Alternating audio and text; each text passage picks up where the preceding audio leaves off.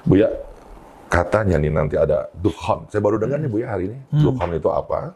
Ya. Agak aneh saya mendengarnya dukhan ini. Silakan Buya dijelaskan tentang dukhan ini. Baik, bismillahirrahmanirrahim. Alhamdulillahirabbil alamin. Wassalatu wassalamu ala sayyidil awwalin, sayyidil akhirin, sayyidina Ahmad, sayyidina Muhammad, wa ala alihi wal mahdi khalifati wasallam. Benar ada, Bang Dik. Dukhan itu, ini kita lihat lagi di Quran, surat 44 ya. Surat 44, surat. Ya. Ada 59 ayat, dan kata dukhan muncul di ayat ke-10-nya. Fartaqib yawma ta'ti as-sama bidukhanin mubin. Maka fartaqib, hati-hatilah. Fartaqib juga diartikan mawaslah. Awas. Yawma, pada hari ta'ti as-sama, datang atau terjadi pada langit. Apa yang terjadi? Bidukhanin. Kata bi di situ menunjukkan objeknya ada penekanan. Benar-benar ada dukhan. Dukhan itu kabut. Kabut mubin yang sangat jelas. Seperti apa kabutnya Buya? Karena ini belum terjadi, jadi saya nggak bisa jelasin, Bang Dik. Yang di situ dijelasin ya? Mubin, cuma ada kata sifatnya mubin, sangat jelas. Ya, saking jelasnya, saking betul-betul menutupi alam, menutupi bumi. Yakhshan nasa, menutupi manusia. Hadza adzabun alim. Inilah azab sebelum azab nanti di akhirat. Tapi urutannya Buya, apakah kiamat dulu, peleburan dulu, kehancuran dulu? Oh enggak. Atau setelah dukhan dulu? Jadi nanti ini riwayatnya memang tidak ditentukan, karena riwayat mengenai kapan terjadi dukhan itu dhaif semua. Namun dukhan itu betul adanya. Kapan terjadinya? Kullu riwayatihi dhaifah. Ya, semua riwayatnya dhaif. Yang pasti di sini dikatakan bahwa fartaqib, hati-hati saja. Mungkin beberapa ahli tafsir menerjemahkan dukhan itu masalah besar. Enggak. Kita nggak usah menerjemahkan sesuatu yang nggak perlu diterjemahkan jauh. Yes. Tidak perlu dalam bahasa kita disebut ta'wil. Ini cukup ditafsirkan.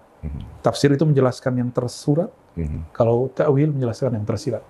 Nah, jadi ini terjadi, apakah sebelum Dajjal, apakah setelah Dajjal, apakah sebelum Ya'juj Ma'juj, atau setelah Ya'juj Ma'juj. Karena yang pertama muncul itu Dajjal. Bersamaan itu Al-Mahdi juga muncul. Ya, mereka sebenarnya sudah ada, tapi kemunculannya yang kemudian akan menjadi PR kita. Setelah itu Ya'juj Ma'juj, ya barangkali dukhan. Atau dukhan lebih dahulu, wallahu alam, karena urutan ini tidak dinaskan oleh Nabi dengan riwayat yang sahih. Maka riwayat-riwayatnya kita tidak bisa menggunakannya. Yang dulu ada satu riwayat Abu Shaykh, ya. Sempat ramai 2 tahun lalu, sudahlah kita kena pandemi, beberapa ustadz yang menurut saya tidak sportif, ya. Mereka menyampaikan hadis ini, dan tidak menjelaskan bahwa hadisnya dhaif di awal. Akhirnya semua orang panik. Menjelang 15 Ramadan. Karena di hadis itu disebutkan 15 Ramadan. Pertengahan Ramadan. Ketika salah satu mereka sadar, mereka tidak minta maaf bahwa hadis ini dhaif. Jadi ada satu dari mereka yang sadar bahwa hadis ini dhaif, tapi tidak minta maaf. Dia sudah membuat ketegangan di kalangan umat, tapi dia tidak satupun minta maaf. Malah membuat kepanikan baru. Mengajak semua orang untuk menyimpan pangan, ya. Bahkan ada yang konyol sekali mengajak beberapa orang untuk membeli emas, investasi emas. Ada yang lebih konyol lagi, Bang Dik, ngajak buat perumahan akhir zaman. Iya. Itu semua kekonyolan dalam beragama, dalam bab akhir zaman, dan saya mengingatkan diri saya sendiri dan kita semua, mohon maaf, saya tidak bermaksud menyinggung siapapun, tapi nasihat untuk kita semua. Ini akhir zaman. Semua hal tentang akhir zaman hanya lewat dalil yang sahih. Tidak boleh melalui ungkapan-ungkapan atau cocok logi yang apalagi mimpi-mimpi. Apalagi mimpi-mimpi seseorang yang tinggal di negeri mana, kita nggak jelas, ya. Sahabat kita pernah ya tertipu juga, ada film 2012 ya. Kita panik semuanya. Kata suku Inka akan terjadi kiamat.